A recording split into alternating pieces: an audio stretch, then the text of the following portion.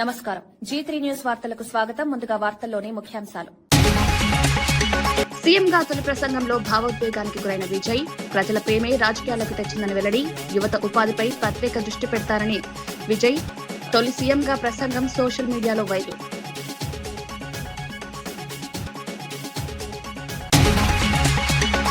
హైదరాబాద్ లో మోదీ సమక్షంలో ఘనంగా అభివృద్ది కార్యక్రమాలు. హెచ్ఐసిసి వేదికగా పలు ప్రాజెక్టులకు శంకుస్థాపనలు. తెలంగాణ అభివృద్దిపై కీలక వ్యాఖ్యలు. కట్టుదిట్ట భద్రత మధ్య జరిగిన మోదీ భారీ కార్యక్రమం.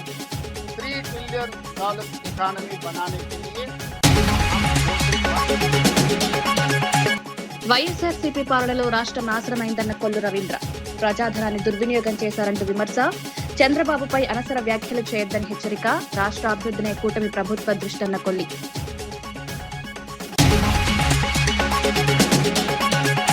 తెలంగాణ పెండింగ్ అంశాలపై మోదీ స్పందించాలన్న చామల. ఆర్ఆర్ఆర్ మెట్రోకు కేంద్రం సహకరించాలని విజ్ఞప్తి. బీసీ రిజర్వేషన్లపై కేంద్రం వైఖరి చెప్పాలన్న మంత్రి. భద్రాచలం పంచాయతీలపై విలీనం కావాలని కీలక డిమాండ్.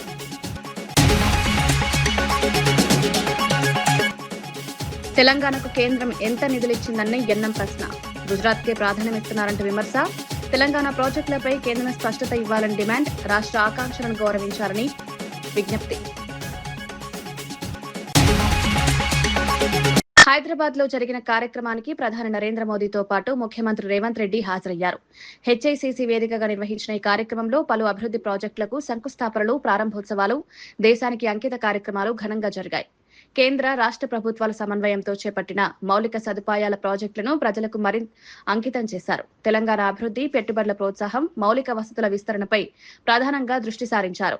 ఈ కార్యక్రమంలో పలువురు కేంద్ర, రాష్ట్ర మంత్రులు, అధికారులు పాల్గొన్నారు. తెలంగాణను అభివృద్ది పదంలో ముందుకు తీసుకెళ్లేందుకు కేంద్ర సహకారం కొనసాగుతుందని ప్రధాని మోదీ పేర్కొన్నారు.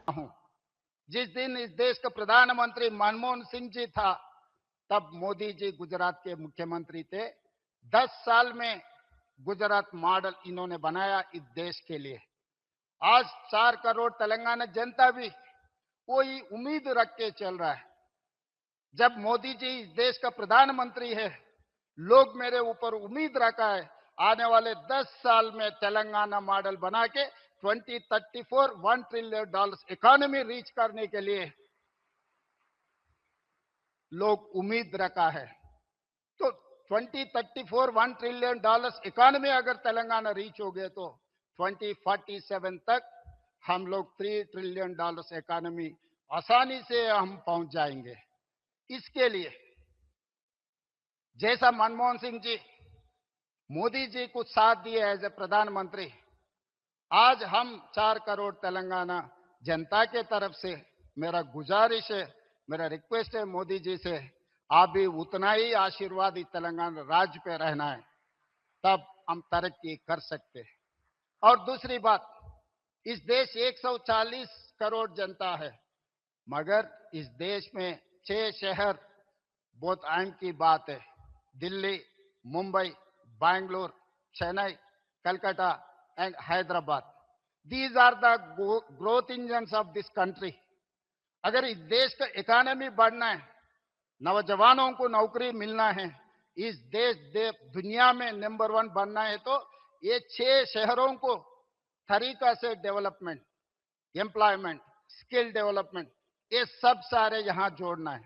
ये जोड़ना है तो आप एक प्रधानमंत्री कार्यालय में एक special task force, single window, हमारा परमिशंस, हमारा जो भी रिक्वेस्ट है राज्यों से, वो तुरंत क्लियर करने के लिए आप एक विभाग अगर रखे तो इस देश का तरक्की तेजी से आगे जाने वाला है. और उसके साथ साथ मैं बहुत बार आपसे भी मिला हुआ है, केंद्र मंत्रियों से भी मैं बहुत बार मिला हुआ है.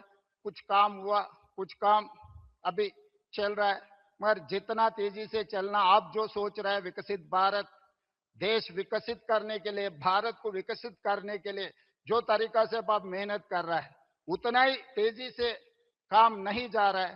तो तेलंगाना भी आपके साथ जोड़ना चाहता है. ప్రధాని నరేంద్ర మోదీ తెలంగాణ పర్యటనను స్వాగతిస్తున్నామని ఎంపీ చామ్మల కిరణ్ కుమార్ రెడ్డి తెలిపారు.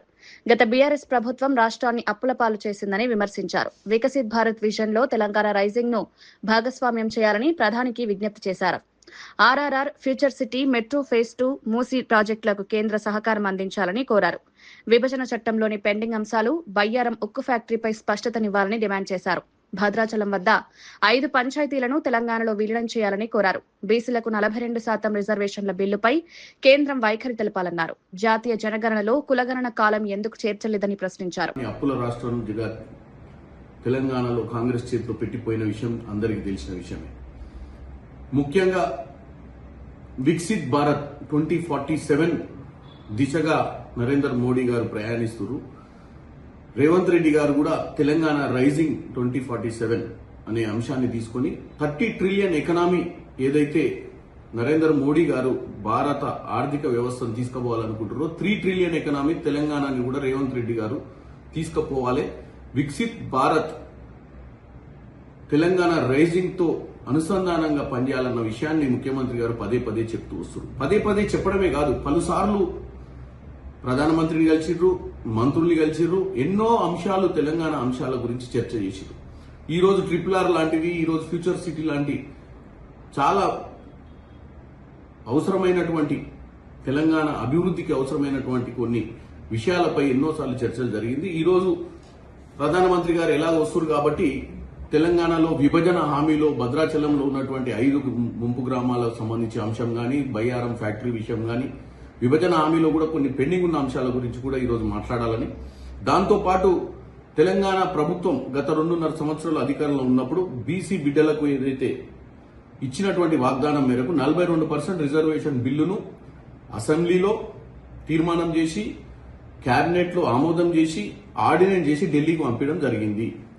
దాని మీద కూడా ఈరోజు తెలంగాణ బీసీ బిడ్డలను ఉద్దేశించి ఒక బీసీ నాయకుడిగా, ఎందుకంటే ఆయనే పెద్ద బీసీ నాయకుడు అని బీజేపీ నాయకులు చెప్తున్నారు కాబట్టి, ఒక బీసీ బిడ్డగా, బీసీ నాయకునిగా, ప్రధానమంత్రిగా ఈరోజు వాళ్ళ ఇప్పుడు పెండింగ్ ఉన్నటువంటి ఆర్డినెన్స్ ని ఏం చేస్తారనేది తెలియజేయాలి. జనగణనలో కులగణన కూడా చేస్తామని చెప్పారు కానీ అటువంటి అంశాలు ఏది కూడా దాంట్లో పెట్టలేదు. ఈ మధ్యకాలంలో 16, 17, 18 సమయంలో పార్లమెంట్ నిర్వహించి డీలిమిటేషన్, ఎక్స్టెన్షన్ ఆఫ్ సీట్స్ ని, అలాగే మహిళా రిజర్వేషన్ ని పెట్టి, మహిళా రిజర్వేషన్ మేమందరం వ్యతిరేకమని చెప్పడానికి ప్రయత్నించారు వాళ్ళు. మేము మహిళా రిజర్వేషన్ వ్యతిరేకం కాదని పదే పదే చెప్తున్నాము. మేము చెప్పేది ఏంటంటే, డీలిమిటేషన్ మీరు 2027 సెన్సస్ తర్వాత తీసుకునే విషయమే అయితే, ఇప్పుడు జరుగుతున్న జనగణనలో బీసీ కులగణనకు సంబంధించిన అంశాలు ఏది కూడా దాంట్లో పెట్టలేదనే దాన్ని నరేంద్ర మోడీ గారు గుర్తుంచుకోవాలి.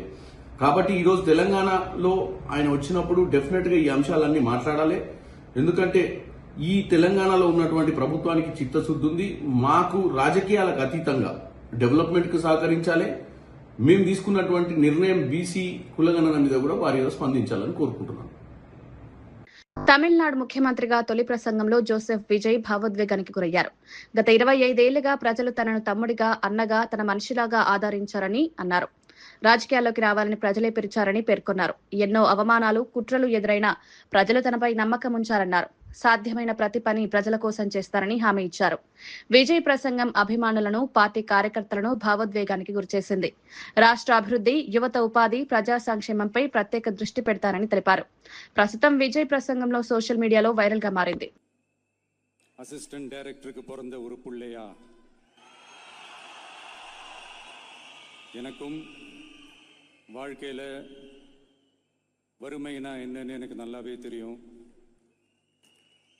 பசினா என்னன்னு எனக்கு நல்லாவே தெரியும். நான் ஒன்றும் பெரிய மன்னர் பரம்பரையிலிருந்தெல்லாம் வந்துடல. உங்களை மாதிரி தான், உங்களில் ஒருத்த மாதிரி தான், உங்க குடும்பத்தில் ஒருத்த மாதிரி தான், உங்க புள்ள மாதிரி தான், உங்க மகன் மாதிரி தான், உங்க அண்ணன் மாதிரி தான், உங்க தம்பி மாதிரி தான்.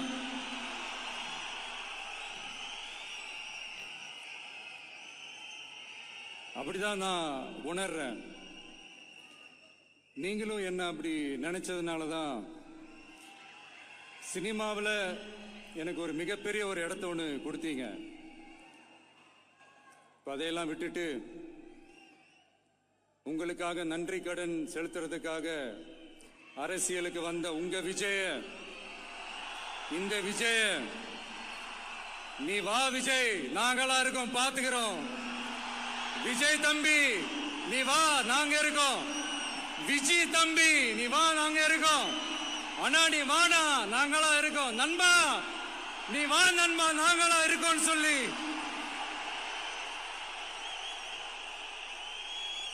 அவ்வளவு அன்பா அவ்வளவு உறவா என்ன ஏத்துக்கிட்டீங்க. இந்த நேரத்தில் இதை நான் சொல்லணும். இந்த டிராவல்ல, இந்த ப்ராசஸ்ல எனக்கு எவ்வளவோ கஷ்டங்கள், எனக்கு எவ்வளவோ இந்த அவமானப்படுத்தினதெல்லாம் ஒரு பக்கம் இருந்தாலும், எனக்காக கூட நின்ன உங்களுக்கும் அதே மாதிரி கஷ்டங்கள், அதே மாதிரி அவமானங்கள், அதையெல்லாம் நீங்க பெருசா எடுத்துக்காம, அதையெல்லாம் நீங்க பொருட்டாவே எடுத்துக்காம, என்னோட வலிகளை, என்னோட வேதனைகளை உங்களோட தான் நினைச்சு என் கூடவே நின்னு இன்னைக்கு சி ஜோசப் விஜய் எனும் நான்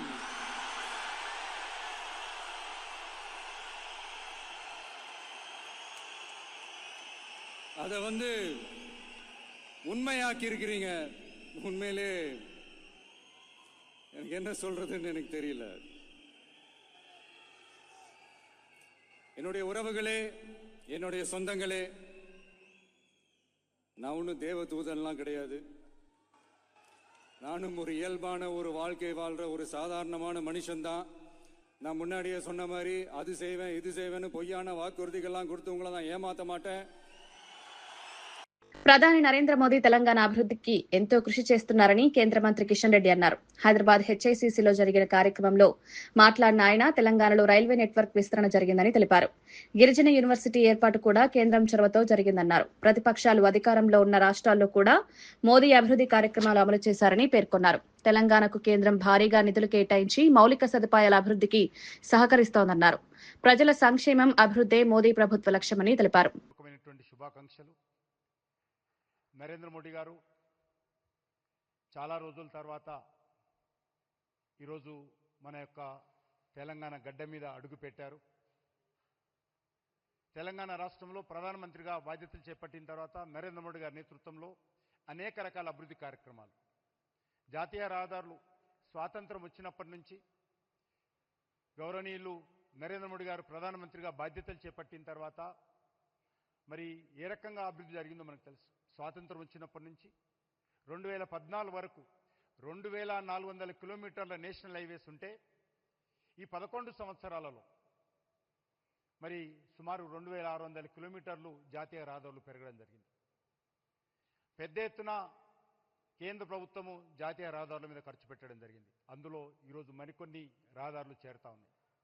అదేవిధంగా రైల్వే నెట్వర్క్ కూడా ఈరోజు తెలంగాణలో చాలా అభివృద్ధి జరుగుతూ ఉంది.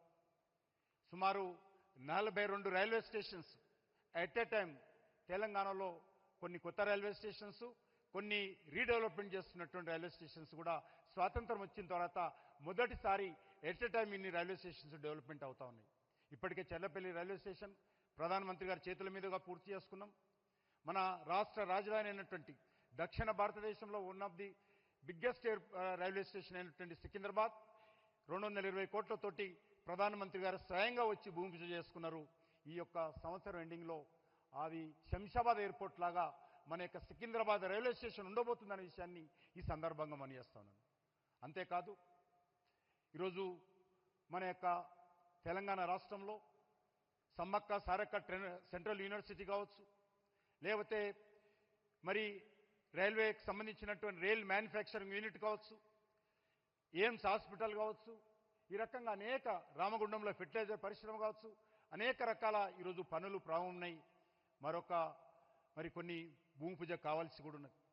స్వాతంత్రం వచ్చినప్పటి నుంచి ఏ రకంగానైతే మన తెలంగాణ అభివృద్ధి జరిగిందో అదే స్థాయిలో మరింతగా మోడీ గారి యొక్క సహాయ సహకారాలతోటి ఈ యొక్క తెలంగాణ కూడా అభివృద్ధి జరుగుతున్న విషయాన్ని ఈ సందర్భంగా మనయేస్తున్నాను. ముఖ్యమంత్రి గారు ఈ మధ్యలో చెప్పినటువంటి ప్రధాని మోదీ తెలంగాణకు చెందిన బీజేపీ కేంద్ర మంత్రులు రాష్ట్రానికి ఎంత నిధులు తీసుకొచ్చారో చెప్పాలని ప్రభుత్వ విప్ ఎన్ఎం శ్రీనివాసరెడ్డి డిమాండ్ చేశారు. పక్క రాష్ట్రాలకు భారీగా నిధులు కేటాయిస్తున్న కేంద్రం తెలంగాణను నిర్లక్ష్యం చేస్తోందని విమర్శించారు. గత 12 ఏళ్లుగా రాష్ట్ర అభివృద్ధిపై కేంద్రం ప్రత్యేక శ్రద్ధ చూపలేదన్నారు. గుజరాత్ పై మాత్రమే ఎక్కువ దృష్టి పెట్టి తెలంగాణ అభివృద్ధిని పట్టించుకోవడం లేదని ఆరోపించారు. రాష్ట్రానికి రావాల్సిన ప్రాజెక్టులు, నిధుల విషయంలో కేంద్రం స్పష్టతనివ్వాలని కోరారు. తెలంగాణ ప్రజల ఆకాంక్షలకు అనుగుణంగా వ్యవహరించాలని బీజేపీ నాయకత్వాన్ని ఎన్ఎం శ్రీనివాసరెడ్డి డిమాండ్ చేశారు. అవన్నీ గతం. ఇప్పుడు ముఖ్యంగా Palamuru Rangareddy lift irrigation scheme మొదలుపెట్టినప్పుడు మహబూబ్ నగర్ కు మోడీ గారు వస్తే నేను అక్కడనే ప్రత్యక్షంగా విన్నా. జాతీయ హోదా ఇస్తాము అని చెప్పిండ్రు. ప్రధానమంత్రి అయిపోయిన తర్వాత దాన్ని ఊసి మర్చిపోయినరు. ఏ బీజేపీ ఎంపీ గాని కేంద్ర మంత్రి గాని ఎందుకు మా పాలమూరుకు జాతీయ హోదా ఇవ్వవు అని చెప్పి అడిగిన పాపాన పోలే. అదే పోలవరంకు సెంట్రల్ అసిస్టెన్స్ దొరుకుతా ఉంది, క్లియరెన్సులు అయిపోతా ఉన్నాయి. శరవేగంగా పోలవరం నిర్మాణం పూర్తి చేసుకుంటా ఉన్నది. మరి మా పాలమూరు బిడ్డలు ఈ దేశంలో లేరా? పోనీ బీజేపీ కోటే లేదా? ఒక నిర్లక్ష్యం, నిరాదరణ తెలంగాణ పట్ల ఉన్నది. అలాగే మనకు ఫైనాన్షియల్ డిస్ట్రిక్ట్ అని చెప్పి ఎప్పుడో కట్టుకున్నాం.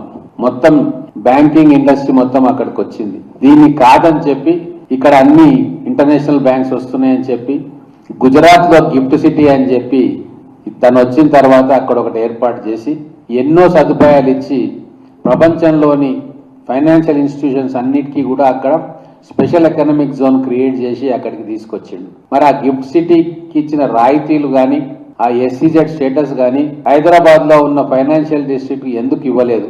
మొత్తం వ్యాపారం గుజరాత్ కు పోవాలి.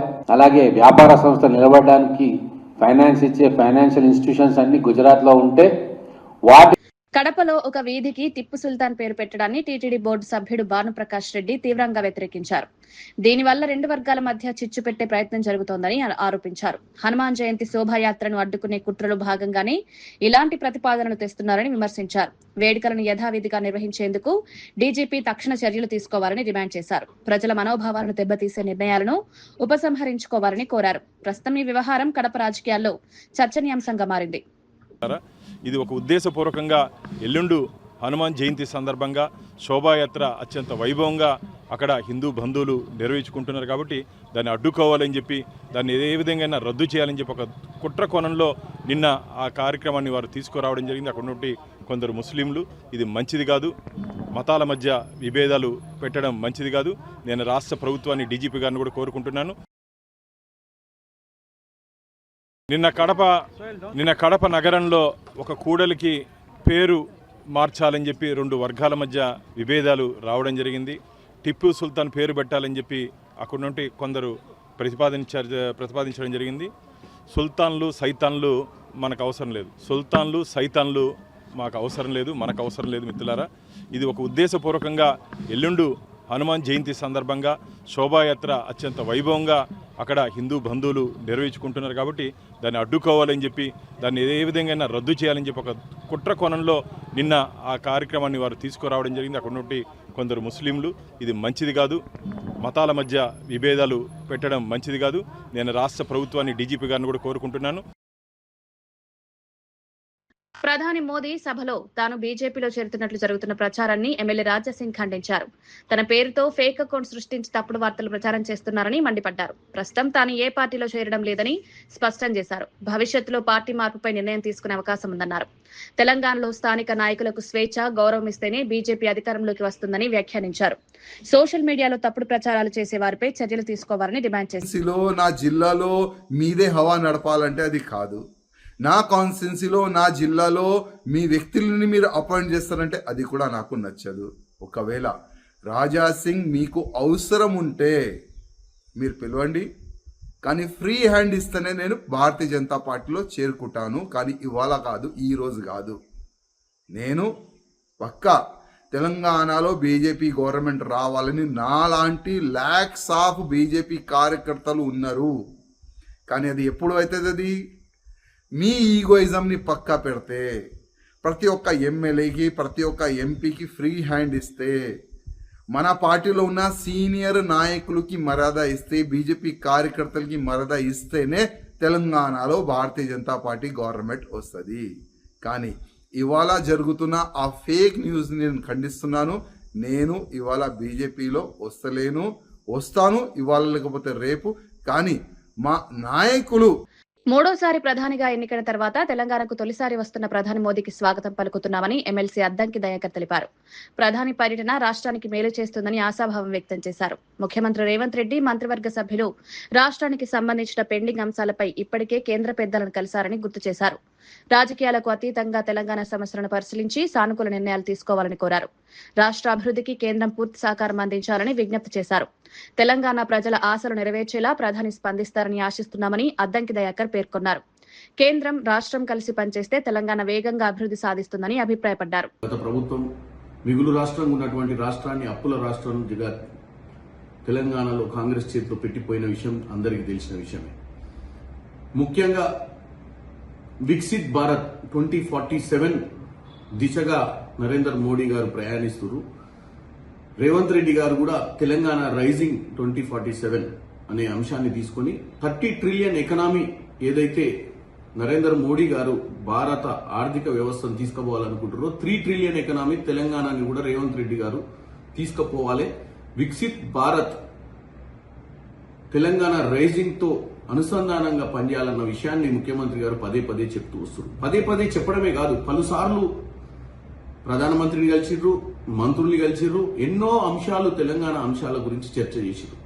ఈ రోజు RRR లాంటివి, ఈ రోజు ఫ్యూచర్ సిటీ లాంటి చాలా అవసరమైనటువంటి తెలంగాణ అభివృద్ధికి అవసరమైనటువంటి కొన్ని విషయాలపై ఎన్నోసార్లు చర్చలు జరిగింది. ఈ రోజు ప్రధానమంత్రి గారు ఎలా వస్తున్నారు కాబట్టి తెలంగాణలో విభజన హామీలో భద్రాచలంలో ఉన్నటువంటి 5 ముంపు గ్రామాలకు సంబంధించిన అంశం కానీ, బయ్యారం ఫ్యాక్టరీ విషయం కానీ, విభజన హామీలో కూడా కొన్ని పెండింగ్ ఉన్న అంశాల గురించి కూడా ఈరోజు మాట్లాడాలని, దాంతోపాటు తెలంగాణ ప్రభుత్వం గత 2.5 సంవత్సరాలు అధికారంలో ఉన్నప్పుడు బీసీ బిడ్డలకు ఏదైతే ఇచ్చినటువంటి వాగ్దానం మేరకు 42% రిజర్వేషన్ బిల్లును అసెంబ్లీలో తీర్మానం చేసి, కేబినెట్లో ఆమోదం చేసి, ఆర్డినెన్స్ చేసి ఢిల్లీకి పంపించడం జరిగింది. దాని మీద కూడా ఈరోజు తెలంగాణ బీసీ బిడ్డలను ఉద్దేశించి ఒక బీసీ నాయకునిగా, ఎందుకంటే ఆయనే పెద్ద బీసీ నాయకుడు అని బీజేపీ నాయకులు చెప్తున్నారు కాబట్టి, ఒక బీసీ బిడ్డగా, బీసీ నాయకునిగా, ప్రధానమంత్రిగా ఈరోజు వాళ్ళ ఇప్పుడు పెండింగ్ ఉన్నటువంటి ఆర్డినెన్స్ ని ఏం చేస్తారనేది తెలియజేయాలి. జనగణనలో కులగణన కూడా చేస్తామని చెప్పారు కానీ అటువంటి అంశాలు ఏది కూడా దాంట్లో పెట్టలేదు. ఈ మధ్యకాలంలో 16, 17, 18 సమయంలో పార్లమెంట్ నిర్వహించి డీలిమిటేషన్, ఎక్స్టెన్షన్ ఆఫ్ సీట్స్ ని, అలాగే మహిళా రిజర్వేషన్ ని పెట్టి, మహిళా రిజర్వేషన్ మేమందరం వ్యతిరేకమని చెప్పడానికి ప్రయత్నించారు వాళ్ళు. మేము మహిళా రిజర్వేషన్ వ్యతిరేకం కాదని పదే పదే చెప్తున్నాము. మేము చెప్పేది ఏంటంటే డీలిమిటేషన్ మీరు 2027 సెన్సస్ తర్వాత తీసుకునే విషయమే అయితే, ఇప్పుడు జరుగుతున్న జనగణనలో బీసీ కులగణనకు సంబంధించిన అంశాలు ఏది కూడా దాంట్లో పెట్టలేదనే దాన్ని నరేంద్ర మోడీ గారు గుర్తుంచుకోవాలి. కాబట్టి ఈరోజు తెలంగాణలో ఆయన వచ్చినప్పుడు డెఫినెట్ గా ఈ అంశాలన్నీ మాట్లాడాలి. ఎందుకంటే ఈ తెలంగాణలో ఉన్నటువంటి ప్రభుత్వానికి చిత్తశుద్ధి ఉంది. మాకు రాజకీయాలకు అతీతంగా డెవలప్మెంట్ కు సహకరించాలి. మేము తీసుకున్నటువంటి నిర్ణయం బీసీ కులగణన మీద కూడా వారి స్పందించాలని కోరుకుంటున్నాను. హైదరాబాద్ అంబర్పేటలో ఓబీసీ కులగణన డిమాండ్తో భారీ నిరసన కార్యక్రమం ప్రారంభమైంది. వి హనుమంతరావు ఆమరణ నిరాహార దీక్ష చేపట్టి జాతీయ జనగణనలో ఓబీసీ కుల వివరాలు చేర్చాలని డిమాండ్ చేశారు. ప్రత్యేక ఓబీసీ మంత్రిత్వ శాఖ ఏర్పాటు చేయాలని కూడా కేంద్రాన్ని కోరారు. బీసీ సంక్షేమ సంఘాల నేతలు జాజుల శ్రీనివాస్ గౌడ్ సహా పలువురు నాయకులు దీక్షకు మద్దతు ప్రకటించారు. ఓబీసీ కులగణన అమలులో జరుగుతున్న జాప్యంపై రాజకీయ పార్టీలు ఆందోళన వ్యక్తం చేస్తున్నాయి. సామాజిక న్యాయం, సమాన హక్కుల కోసం ఈ ఉద్యమం కొనసాగుతుందని నేతలు తెలిపారు. గౌరవ ప్రధానమంత్రి గారు మీరు ఓబీసీని అంటున్నారు. ఈ దేశంలో ఒక ఓబీసీ ప్రధానమంత్రి అయినటువంటి సందర్భంలో న్యాయం జరగకపోతే అంటే మీరు ఎవరి చేతిలో కీలు బొమ్మగా మేము భావించాల్సి వస్తుంది. పేరుకు మీరు బీసీనే కానీ మిమ్మల్ని ఆడిస్తున్నది వేరే వర్గాల వాళ్ళు అనుకున్నప్పుడు అత్యున్నత స్థానంలో ఉన్నటువంటి వాళ్ళే న్యాయం చేయలేనటువంటి దుస్థితి దేశంలో బీసీలకు కొనసాగితే రాజ్యాధికారాన్ని కైవసం చేసుకునే బీసీల ముందున్నటువంటి ఏకైక పరిష్కారం. అంబర్పేటకెళ్ళి ఎమ్మెల్యే గెలిచింది కదా కిషన్ రెడ్డి గారు, ఇవాళ నేను బీసీల పక్షపాతిని అంటున్నావు కదా, మరి ఎక్కడ దాచుకున్నావు? ఎక్కడ పోయినావు? నీ చెవులు వినపడతలేవా? కళ్ళు కనపడతలేవా? బీసీలు ఇంత పెద్ద ఎత్తున మా కులగణన కావాలంటే కిషన్ రెడ్డి ఎందుకు స్పందించాడు? హనుమంతరావు అన్న దీక్ష మీద కిషన్ రెడ్డి స్పందించాలి, బండి సంజయ్ గారు కూడా స్పందించాలి, రామచంద్రరావు స్పందించాలి. లేకపోతే హనుమంతరావు అన్నకి ఏమన్నా అయితే దేశవ్యాప్తంగా భారత్ బంద్ పిలిపిస్తామని చెప్పి ఈ సందర్భంగా హెచ్చరిస్తున్నాం. స్వస్థన 60 కోట్ల మందికి లాభం చేసిన వాళ్ళు అయితే నా ఉద్దేశం. దీనికి అన్ని రాజకీయ పార్టీలు మద్దతు ఇస్తుంది. ఎక్సెప్ట్ బీజేపీ వాళ్ళు కూడా, అందులో బీసీ నాయకులు ఇక్కడ 3-4 ఎంపీలు కలిసిరు. వాళ్ళు ఎందుకు మాట్లాడతలేరురా బాబు? మేము మా ఓట్లు పడలేరా మీకు? మీ నాయకుడి గురించి మీరు మా పొట్ట కొడతారని అడుగుతున్నా. కనుక తప్పనిసరిగా ఇది అయ్యే వరకు అన్ని పార్టీలు వస్తున్నాయి. తాడిపత్రి ఎమ్మెల్యే మాజీ ఎమ్మెల్యే జేసీ ప్రభాకర్ రెడ్డి మరో వినూత్న కార్యక్రమంతో ముందుకొచ్చారు. ఈ నెల 25న జరగనున్న తన పుట్టినరోజు సందర్భంగా ప్రజలకు 3 ఆసక్తికర ప్రశ్నలు అడిగి ఉత్తమ సమాధానాలకు బహుమతులు ప్రకటించారు. పాల్గొనేవారు స్పష్టంగా, సంక్షిప్తంగా సమాధానాలు పంపాలని కోరారు.